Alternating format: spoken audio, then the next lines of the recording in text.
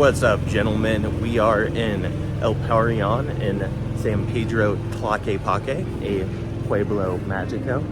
This is actually a restaurant right here, Cielito Lindo, where Jay-Z ate at, fun fact.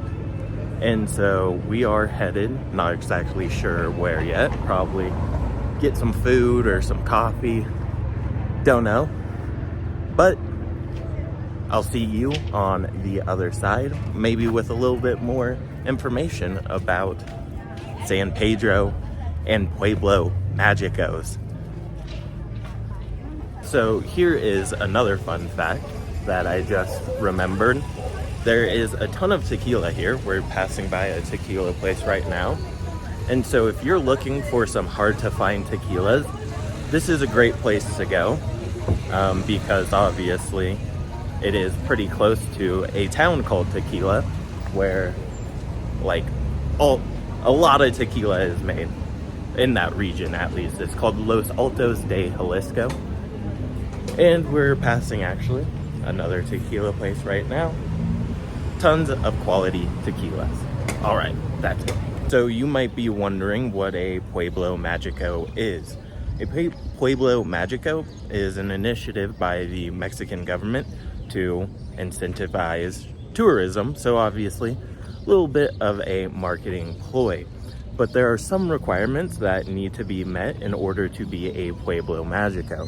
The most important one is that it needs to retain some or most of its charm. So it's not going to be super developed. The buildings are going to be like they were back in the day. They also have to have some sort of cultural experience or cultural richness or importance, I should say. It's a better way of putting it. And so for all those reasons, they maintain some of their charm. Also, a thing to know about Tlaquepaque in specific is it is known for some of its arts and handcrafts, but also it is known for its mariachi band. So if you want to listen to mariachi, it's a great place to go. This is actually not Tlaquepaque anymore. We're doing the Via Recreativa. And so this is actually closer to Guadalajara Centro. And I just thought this was a nice little background. Okay, so I'll see you at the next stop. All right, gentlemen, now we are at Templo Expiatorio. It is a neo-Gothic church built in the 1800s. So, if you're interested in that kind of stuff, this is a pretty cool thing to check out. But at nighttime, this turns into an area where a bunch of arts and crafts and food and some other things are sold. So all this place fills up with little stalls, kind of like these, fruta fresca things right here, but they're all over the place. And so it's a good place for hanging out, getting some more of the local cultural experience. And you can see Andrea over here doing something on her phone. What are you doing, Andrea? Suspicious. All right, so maybe we can go in there, without talking. I think there's actually mass right now, but show you a little bit of the inside. And as you can tell, beautiful weather today. Pretty warm, something like 92 degrees, I believe, maybe 90. Doesn't matter. Still on our way to get some food, and I will see you guys wherever the next video may take us.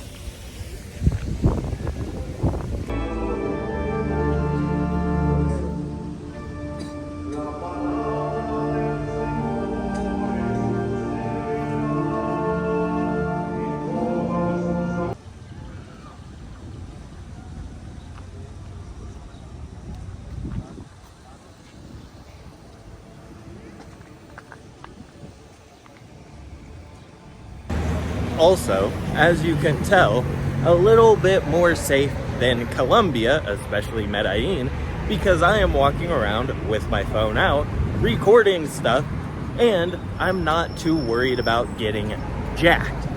But with that said, I am aware of my surroundings because, it's just a smart thing to do. So, like I was saying, I'm aware of my surroundings because I'm not an idiot, but I'm not worried about someone coming to, if you know what I mean, just for my iPhone. But there have been stories of like motorbikes jumping up on the sidewalk and taking phones out of people's hands. So you should be aware of that. And for instance, her sister got her phone stolen from out of her back pocket. So even the locals maybe could learn a few lessons. But with all that said, way different experience than being in Colombia, where I probably wouldn't be able to film this like this, you know, just walking around. You know, no cares in the world. All right.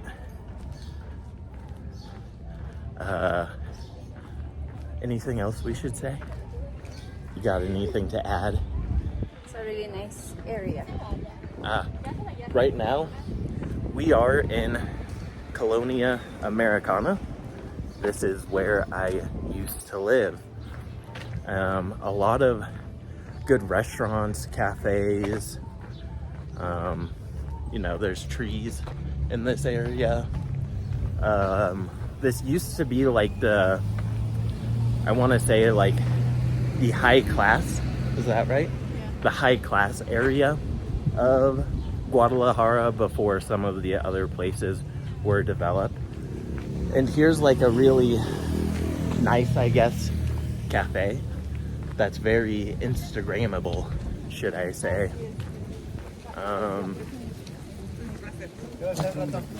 Yeah, not a whole lot to add right now, but I will show you what the Via Recreativa is here in a minute. But just sit tight and enjoy some of the views. You know, some nice trees, calm, people just walking around, safe. Did I say safe? Safe. One of the most important things. Also, there's this street called Chapultepec that we're going to. Should have looked both ways before crossing. Good thing I didn't just die. Which is where like a lot of bars and a couple nightclubs and stuff like that are. All right, see you soon. All right, so this is Via Recreativa. As you can see, streets are closed for the bikes, like that guy right there and that lady, I think, right there. So you can just walk, you can bike, you can do whatever you want. But in this specific area, there is like this little walkway in the middle that you can use. And at nighttime on some of the days, you can go like salsa dancing for free and learn how to salsa dance in middle of the calle, if that is what you are interested in doing. So the Via Recreativa is pretty long, pretty far. We've been walking for like 2 hours. So it's been, I don't know, like six and a half, 7 miles. And this is also Chapultepec, by the way. I don't know if I mentioned this. So this is where like there's a bunch of bars and clubs, and it's not as fancy, shall I say, as like Midtown Jalisco area and Andares area. Yeah. So, is there anything else we should add? It's a really nice area too. That's what you say about everything. It's a nice area. All right. So actually, you can see right here a bunch of bikes, I think, getting ready to cross. So yeah, pretty interesting little place right here.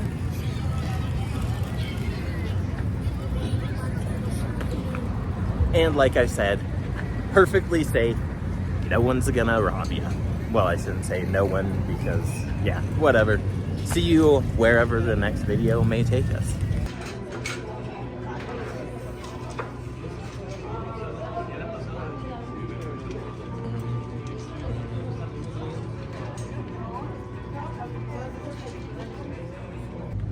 All right, so the place we were just at, called Boulangerie Central, pretty good.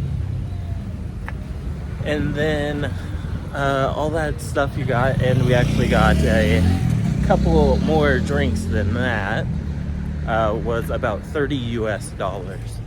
And so for context, I actually looked up a restaurant I used to go to in San Diego, and the smaller version of what I got, so I got the Queen Madame, and it's a bigger version of the Croque Madame, and it has a little bit more stuff added to it. That same thing, and ooh, nice, baile. That same thing in San Diego at Mademoiselle Cafe, or Cafe Madeline actually, is like $17 US, or the smaller version I should say. And here it was 12.5 or $13. You can see your value is a little bit higher here. All right, gentlemen, I think I'm gonna end the video here because we are almost to our final destination. So thank you for watching. I truly appreciate it. If you have any comments, questions, let me know. Obviously, like, subscribe, leave a comment, help me out with the algorithm, and I will see you guys in the next video. And as always, peace, much love.